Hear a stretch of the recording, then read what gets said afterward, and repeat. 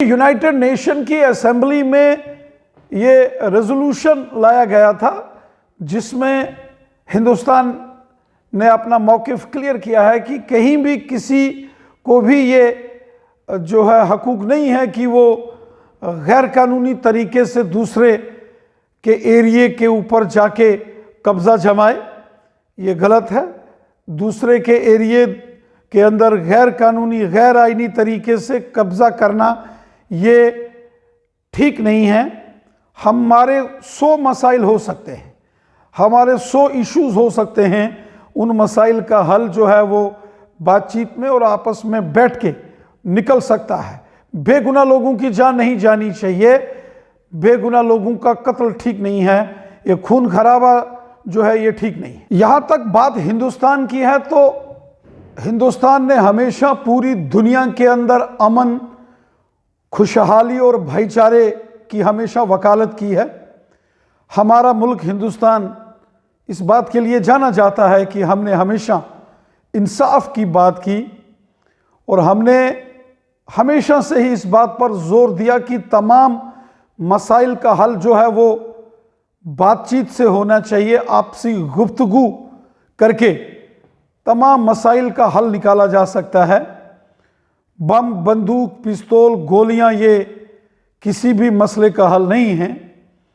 और आपने देखा होगा कि हमारे प्राइम मिनिस्टर मोदी साहब ने फ़लस्तीन के लोगों के लिए वहाँ पहले से ही जो ज़रूरी साजो सामान है, दवाइयाँ हैं, टेंट्स हैं और जो खाने पीने का सामान है वो फ़लस्तीन के लोगों के लिए भेजा है। और हमारी पुरानी दोस्ती है। हम सब जानते हैं कि अटल बिहारी वाजपेयी साहब के ज़माना हो या उससे पहले यासर अराफात जब वहाँ हेड ऑफ द स्टेट फ़लस्तीन के अंदर होते थे तो उस वक़्त से हमारी उनके साथ दोस्ती है। और हिंदुस्तान ने तो हमेशा अमन की बात, शांति की बात, खुशहाली की बात की है। हिंदुस्तान ने हमेशा दुनिया के तमाम मुल्कों से ये गुजारिश की है कि जंग से मसले हल नहीं होते। जब रूस और यूक्रेन के बीच में भी जंग छिड़ी तो हिंदुस्तान ने आपसी बातचीत से मसला हल करने पर जोर दिया। और यहाँ भी आप देख रहे हैं कि यहाँ इज़राइल के प्राइम मिनिस्टर बेंजामिन नेतन्याहू, उनसे भी प्राइम मिनिस्टर मोदी साहब की बात हो रही है। और वहीं फ़लस्तीन के लीडरशिप से भी प्राइम मिनिस्टर मोदी साहब बात कर रहे हैं लगातार। यहाँ तक कि जो मुस्लिम ममालिक हैं, आपने देखा होगा कि जो सऊदी अरेबिया के प्रिंस, वहाँ के जो हैं बादशाह मोहम्मद बिन सलमान साहब, उन्होंने मोदी साहब से बात की। ईरान के जो राष्ट्रपति हैं, सीरिया और लेबनान के राष्ट्रपति हैं, उन्होंने भी हिंदुस्तान से बात की। और हिंदुस्तान के ऊपर दुनिया इसलिए यकीन करती है, विश्वास करती है कि हिंदुस्तान हमेशा अमन की बात करता है, भाईचारे की बात करता है। और हमारा कल्चर, हमारी सिविलाइजेशन ये दिखाती है कि पूरी दुनिया एक फैमिली है और हमें आपसी डिस्प्यूट, आपस के जो मसले हैं वो बातचीत से हल होना चाहिए। बेगुनाह लोगों की जान नहीं जानी चाहिए। इसलिए जब यूनाइटेड नेशन के अंदर वहाँ ये रेजोल्यूशन लाया गया तो हिंदुस्तान ने, इससे पहले भी जो रेजोल्यूशन आया था उसमें भी हिंदुस्तान ने कहा था कि अमन वहाँ आना चाहिए। दहशतगर्दी के खिलाफ पूरी दुनिया है, हम भी दहशतगर्दी के खिलाफ हैं। हमने तो सहा है, हमने तो दहशतगर्दी की मार सही है और ख़ासकर जम्मू कश्मीर के लोगों ने तो तबाहकुन मंजर देखे हैं।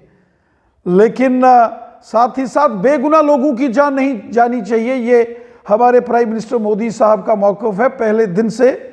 और इसलिए आप देख रहे हैं कि जब फ़लस्तीन के लोगों को ज़रूरी साजो सामान की ज़रूरत पड़ी, चाहे वो दवाइयाँ हैं, टेंट्स हैं, खाने पीने का जो ज़रूरी सामान है, सबसे पहले वो हिंदुस्तान ने फ़लस्तीन के लिए भेजा। जो वहाँ रेफ्यूजी कैंप्स हैं वहाँ के लिए हिंदुस्तान ने मदद की पेशकश की है। शायद दुनिया में किसी और मुल्क ने जो फ़लस्तीन के पड़ोसी मुल्क हैं उन्होंने भी नहीं की होगी तो हिंदुस्तान के जहाज़ वहाँ पहुँच गए ज़रूरी साजो सामान लेके, क्योंकि हम इंसानियत की बात करते हैं, भाईचारे की बात करते हैं, और साथ ही साथ किसी के साथ भी जुल्म सितम नहीं होना चाहिए, तशद्दुद नहीं होना चाहिए, और साथ ही साथ हम दहशतगर्दी की भी मजम्मत करते हैं। बेगुनाह लोगों का कत्ल कहीं नहीं होना चाहिए। किसी भी मुल्क में किसी भी शहरी जो बेकसूर है, बेगुनाह है, उसका कत्ल नहीं होना चाहिए। खून खराबा करके, गोलियां और बंदूकें चला के आप किसी को इंसाफ नहीं दे सकते हैं। अलबत्ता हिंदुस्तान ने हमेशा से ही अमन और खुशहाली की बात की है, और सारी दुनिया ने देखा है कि दुनिया के बड़े बड़े मुल्कों के जो प्राइम मिनिस्टर्स हैं, प्रेसिडेंट्स हैं, उन्होंने प्राइम मिनिस्टर मोदी साहब से अपील की है। हम कोशिश कर रहे हैं, हिंदुस्तान कोशिश कर रहा है कि इजराइल और फ़लस्तीन के बीच में जो इस समय जंग चल रही है, ये जंग रुकनी चाहिए। और लगातार दोनों साइड, यहाँ एक तरफ इजराइल की सरकार से हिंदुस्तान के प्राइम मिनिस्टर बात कर रहे हैं, वहीं फ़लस्तीन से भी बातचीत हमारी हो रही है।